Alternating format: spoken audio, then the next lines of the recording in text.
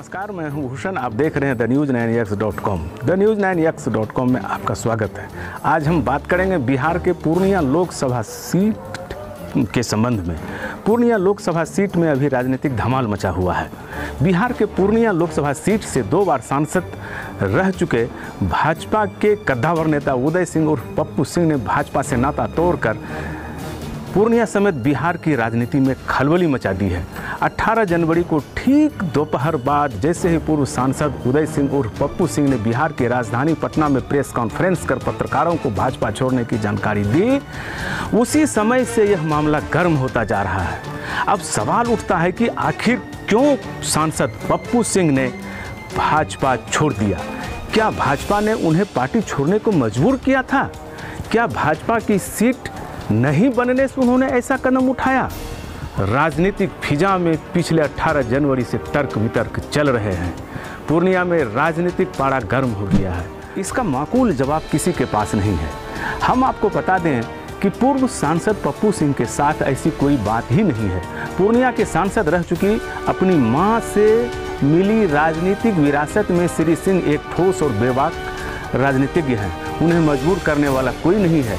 Party से seat मिलना या न मिलना भी उनके लिए कोई खास मायने नहीं रखता। भाजपा के राष्ट्रीय अध्यक्ष अमित शाह को भेजे गए त्याग पत्र में उन्होंने जो लिखा है, उन्होंने उसमें स्पष्ट कर दिया है कि पार्टी छोड़ने का असली कारण क्या है। उन्होंने जो भी लिखा है वह भी हम आपको बताएंगे। पूर्व सांसद श्री सिंह की वह बात भी हम आपको बताएंगे जिसमें उन्होंने कार्यकर्ता को सर्वोपरि कहा है और उनके स्वाभिमान एवं सम्मान को अपना धर्म बताया है। यहाँ आपको बताना जरूरी है कि पूर्व सांसद श्री सिंह ने वर्ष 2012 से 12 के 30 सितंबर को जनता के साथ और जनता के लिए सरकार के विरुद्ध पूर्णिया में विशाल वेदना रैली की थी। अब वह खुलासे जो खुद पप्पू सिंह ने अपने त्याग पत्र में लिखा है। पूर्व सांसद श्री सिंह ने लिखा है कि उन्होंने भूतपूर्व प्रधानमंत्री स्वर्गीय अटल बिहारी वाजपेयी के कहने पर वर्ष 2004 में भाजपा की यात्रा शुरू की। इसके बाद लगातार 2 बार पूर्णिया लोकसभा के सांसद रहे। वर्ष 2014 में चुनाव जीत नहीं सका, लेकिन जनता की सेवा में लगातार रहे।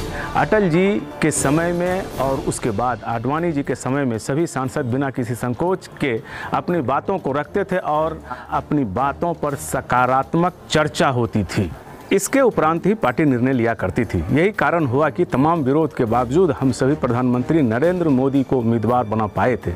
परंतु अफसोस है कि जिन लोगों ने नरेंद्र मोदी जी का मुखर विरोध किया था, उसी प्रबल विरोधियों के साथ अपनी पार्टी में बगैर किसी चर्चा के, बगैर किसी मशवरा के रातों रात गठबंधन बनाकर हम बिहार में सिर्फ सत्ता के लिए शामिल हो गए। परंतु किन कारणों से जदयू ने महागठबंधन छोड़ा और इसमें हमारे कुछ नेताओं की क्या भूमिका रही, यह सबको मालूम है। आज सिर्फ पूर्णिया ही नहीं बल्कि पूरे बिहार का बीजेपी कार्यकर्ता निराश एवं हताश है। उन्होंने सवालिया लहजे में कहा है कि आखिर किन कारणों से जिस पार्टी के सिर्फ 2 सांसद थे, उस पार्टी को अपना सिटिंग सीट भी देने की घोषणा कर बैठे। वर्ष 2015 के विधानसभा चुनाव में हमें जनता ने विपक्ष में बैठने का आदेश दिया था, परंतु जुलाई 2017 में हम फिर से सत्ता में शामिल हो गए। दल के सत्ता में शामिल आने पर बिहार में अपनी सरकार होने के बावजूद एक ये कार्यकर्ता निराश है, क्योंकि सरकार में कार्यकर्ता की एक नहीं सुनी जाती।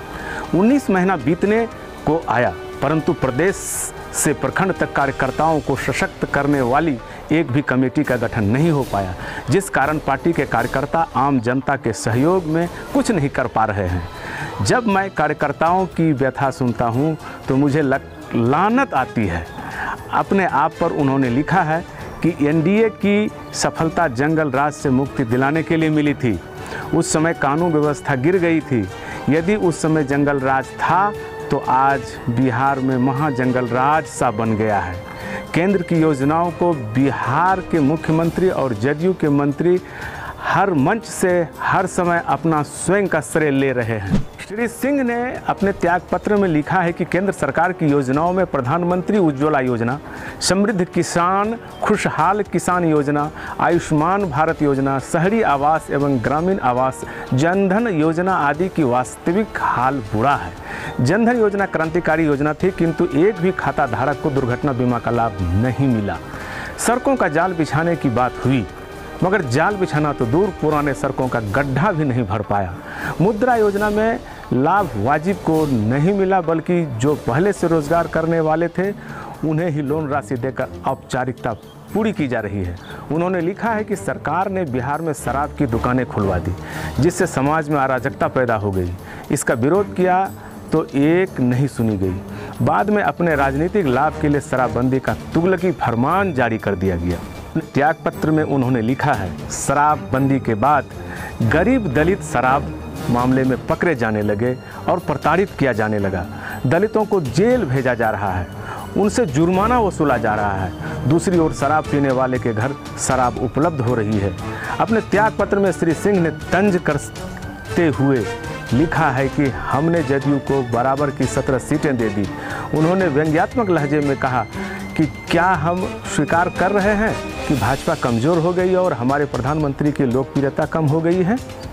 अगर ऐसा नहीं तो 2 सीट जीतने वाले गठबंधन दल को 17 सीटें देने और उपेंद्र कुशवाहा को 1 सीट कम देने तथा गठबंधन से बाहर जाने को मजबूर होने का औचित्य क्या है?